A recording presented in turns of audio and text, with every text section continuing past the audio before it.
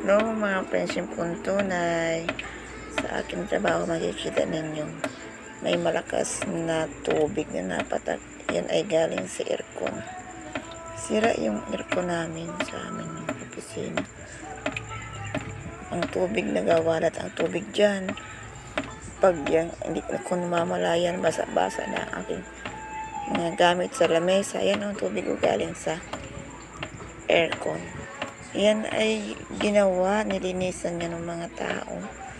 Ay awan at parang mali ang pagkagawa ng pagkalinis. Ang daloy ng tubig na dapat ay sa labas ay papasok dito sa loob ang tubig. Kaya dito sabog-sabog ang tubig dito sa may harapan sa may lamesa ko.